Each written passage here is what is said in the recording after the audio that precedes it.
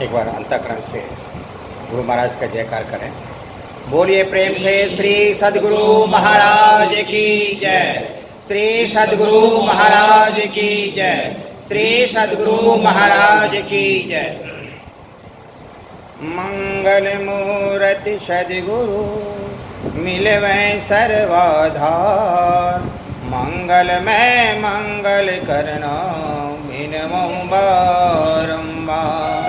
ज्ञान उदय अरु ज्ञान घन सतगुरु शंकर रूप, नमो नमो बहुबारे सकल सुपूजन भो।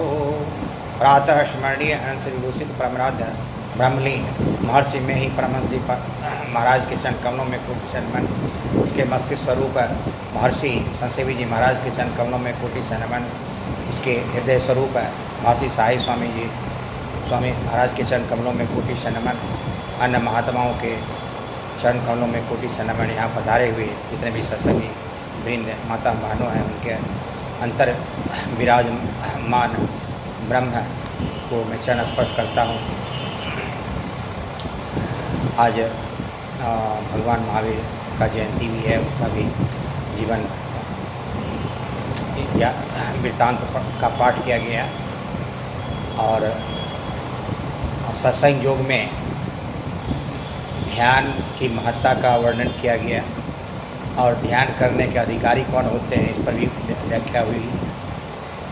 और उसके तत्पश्चात विमल बाबू रामचरितमानस का पाठ किए, उसमें योगी वास्तव में कौन होते हैं इसको बताया गया कि जब कोई भी संत और योगी तुर्यातीत अवस्था में जब अपने आप को वहाँ पर स्थापित करते हैं तो वास्तव में वह योगी कहलाते हैं और वहाँ पर सारे माया से वह अपने आप को विरक्त करते हैं। तत्पश्चात डॉक्टर साहब ने बड़ा बढ़िया गुरु महाराज का जो भजन गाए, बड़ा अच्छा और बहुत ही शिक्षाप्रद और उसकी व्याख्या बहुत बढ़िया से की है, तो मैं सबों को धन्यवाद देना चाहता हूँ। और आज विशेष करके डॉक्टर साहब का जो कनिष्ठ पुत्र है, क्या सर उसका नाम है, ईशान कृष्णा का जन्म दिवस है, जन्मदिन है और मैं गुरु महाराज से प्रार्थना करता हूँ कि उन पर इतना आशीर्वाद और आशीर्वचन प्रदान करें कि वह डॉक्टर साहब के और हम लोगों के बीच में वह कीर्तिमान स्थापित करें और बहुत ऊंचे पद और ऊंची ख्याति को प्राप्त करें और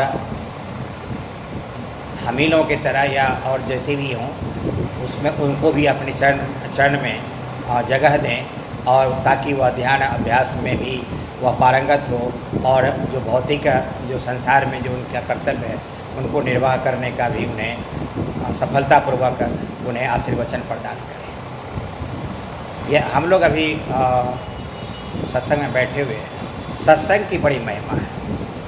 रामचरितमानस में आया है, बिनु सत्संग विवेक न होई, राम कृपा बिनु सुलभ न सोई।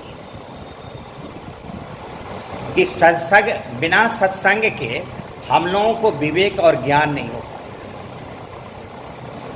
और बिना राम कृपा के इस तरह के सत्संग में आना भी जो है वह असंभव है। अगर हम लोग सत्संग में आते हैं तो यह समझिए कि गुरु महाराज की असीम अनुकंपा है, भगवान राम की अनुकंपा है कि हम लोग इस तरह के सत्संग में आते हैं।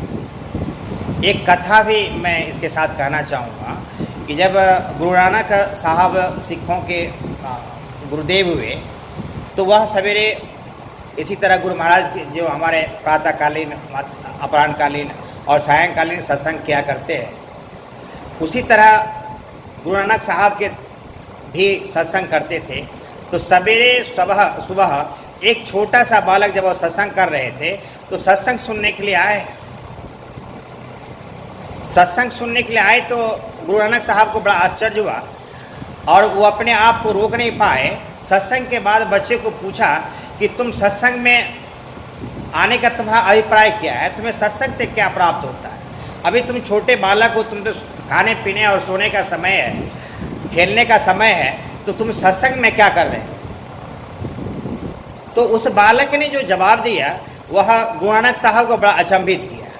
उसने कहा कि एक दिन मेरी माँ जो है हमको बोला गया कि आप जो खाना बना रही थी तो चूल्हा तुम जो है इसको चूल्हा में आँच लकड़ी डालते रहो, मतलब। तो बालक बोला कि जब हम लकड़ी डाल रहे थे माँ के आदेश से, तो देखे कि छोटी छोटे लकड़ी जो है वह आसानी से जल रहा था और मोटे मोटे लकड़ी जो था बड़ी मुश्किल से उसमें आग लग रहा था। तो हम उससे शिक्षा प्राप्त किए कि छोटे में ही जो है किसी भी चीज़ को प्राप्त किया जा सकता है। सत्संग भी छोटे अवस्था में ही प्राप्त किया सकता है। पता नहीं कि वह वृद्ध होने पर या बड़े होने पर, अधिक उम्र होने पर, और वह जो है मृत्यु का जो अग्नि है वह हमें अपने काल के गाल में ना ले ले। तो इसलिए जो है अभी हम छोटे में ही हम सत्संग में आते हैं और हम सोचते हैं कि भगवान को हम प्राप्त कर लें। तो ये कितनी बड़ी बात है। और हम लोग इसके अनुसार से अगर इस कथा का अवलोकन किया जाए तो गुरु महाराज की कृपा से हम लोग बड़े ही भाग्यवान हैं कि हम लोग सही समय पर और गुरु महाराज के चरण के कमलों में अपने आप को समर्पित किए हैं। और इस तरह के जो ब्रह्म हैं, इस तरह के जो ईश्वर हैं, और हम लोगों को बड़ी सहज रूप में मिला है, और जो उनके आदेशों का पालन करने पर हम लोग अपने भौतिक और आध्यात्मिक चहुमुखी विकास कर सकते हैं, और होता भी है। देखिए गुरु महाराज के चरणों में जितने भी हमारे सत्संगी भाई वृंद है, जितना अपने आप को समर्पित कर रखा है, उनका जो चहुमुखी विकास होता ही रहा है। वह कष्ट तो ये है कि जब हम लोग संसार में आए हैं तो कष्ट होना स्वाभाविक है, लेकिन कष्ट का निवारण भी बड़ा आसान रूप से इस तरह से हो जाता है। गुरु महाराज हमारे कष्ट का निवारण इस तरह से कर लेते हैं कि हमें पता नहीं चलता कि हमारा कष्ट किस तरह से समाप्त हो गया। तो ये हम हमेशा बताते हैं कि साप्ताहिक सत्संग में आप जितने भी सत्संगी भाई वृंद हैं आने का प्रयास करें कि कम से कम सप्ताह में हम लोग अपने आप को रिचार्ज कर पाएँ, अपने आप को गुरु महाराज के चरणों में समर्पित कर पाएँ, और उनका जो बताया हुआ जो मार्ग हैं, जो रास्ते हैं, जो हम लोगों को बताए, मानस जप, मानस ध्यान, दृष्टि साधन और सूरज सब योग, उनका धीरे धीरे अभ्यास करें। और जितना अब अधिक अभ्यास करें उतने ही हम अपने को गुरु महाराज के चरणों में समर्पित कर पाएंगे, उतना ही हमें जल्दी परमात्मा की प्राप्ति हो सकती है।